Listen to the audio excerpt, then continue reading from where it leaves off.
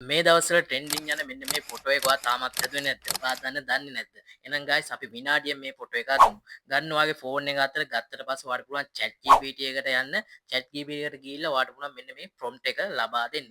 ඉතින් prompt එක මම පළවෙනි කමෙන්ට් එකෙන් දාන්න. ඒ වගේම description එකෙන් මේ prompt එක දාන්නම්. ඔයාලා තියෙන්නේ copy කරගන්න විතරයි. copy කරගත්තට පස්සේ මෙන්න මෙතන මේ විදිහට paste කරගන්න. ඊට පස්සේ මෙන්න මේ plus icon එක click කරලා ඔයාගේ face එක clearly පේන ෆොටෝ එකක් මෙතන add කරගන්න ඕනේ. හරි ගයිස් මම මෙන්න මේ විදිහට මගේ ෆොටෝ එකක් ඇඩ් කරගත්තා. ඊට පස්සේ මෙන්න මේ දකුණු පැත්තේ තියෙන අයිකන් එක ක්ලික් කරගන්න.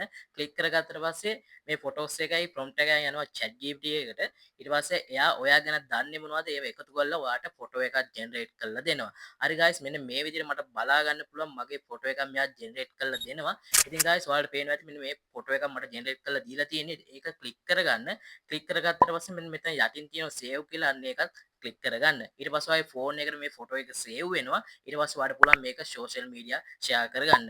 ඒ වගේම ඔයාගේ මේ ගැන නොදන්න යාළුවටත් මේ වීඩියෝ එක ෂෙයා කරන්න.